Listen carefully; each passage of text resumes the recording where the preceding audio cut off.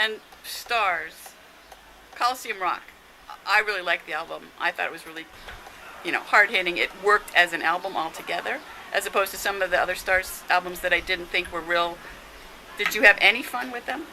Oh yeah. Yeah. I mean, Okay. just the creating of the album and the 2 months, the time that we spent in Toronto working with Jack up there producing with us, and being out on the road. It was at the time it was all a lot of fun, but it just turned into a big mishmash, with the way we were dealt with by the record label and the way we were dealt with by management. And I'm just a rebellious little bastard, and when people piss me off, I'm pissed off. So, but no, it was a lot of fun to make that record. I learned a lot more. It was the first. I'd been dabbling with songwriting for a long time, and that was the first time I ever actually got songwriting credit. My Sweet Child. What's the story behind that song?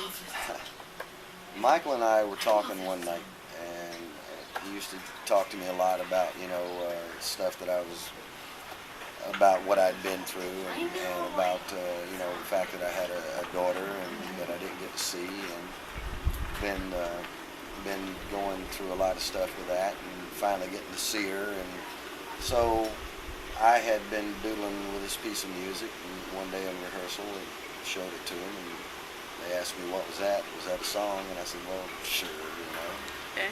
And then Michael sat down and started kind of putting lyrics together based around my talking with him about my ex-wife and my daughter at the time. So it's one of the things that a lot of people, I think, miss understanding with Michael. Michael hears a lot more than he lets on, and he takes to heart a lot of what he hears and what he sees, and I think he writes some really, really in-depth lyrics.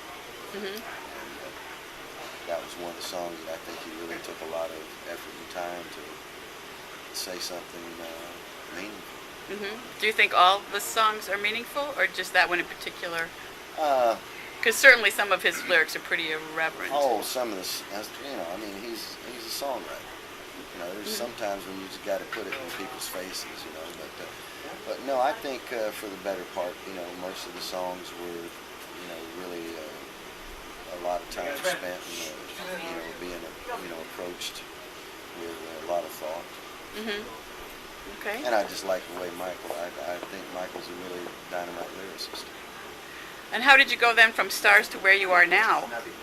Because that's a long time, isn't it? That's a 70, 80 maybe? Yeah, well, 80?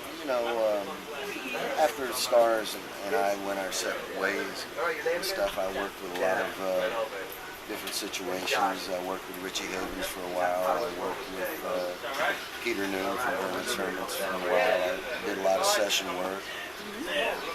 And then I started working with a country artist when I left Peter Noon, and I just suddenly discovered that I was really enjoying myself again as a bass player.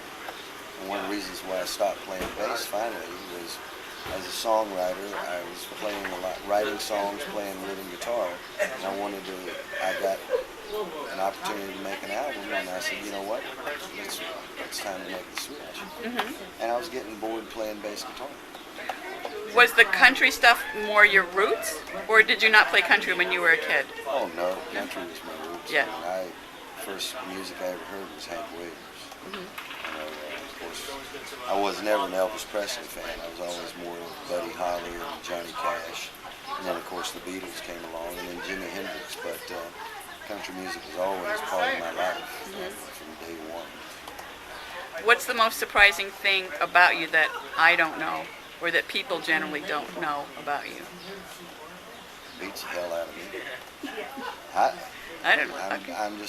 I have my feet pretty firmly on the ground, and I don't try to be pretentious, and I'm not interested in, I'm just being me, and if people can deal with that, well then, it's fine. And you have 2 CDs out already, is that right? 2 CDs. The first one's called Howl at the Moon, and the second one's called Barn Burner. Do you have favorite songs on those? I know they're very personal, it's hard to say. I do. which ones right now off the top of my head, I really can't say. Okay, and you're doing, did I hear 2 more CDs are in the works? Well, I'm in the works on putting together a CD that's going to be new songs that I've been writing, but also I want to record some of the live stuff that I do and cover. Yes. Corona, the drink that gives you energy.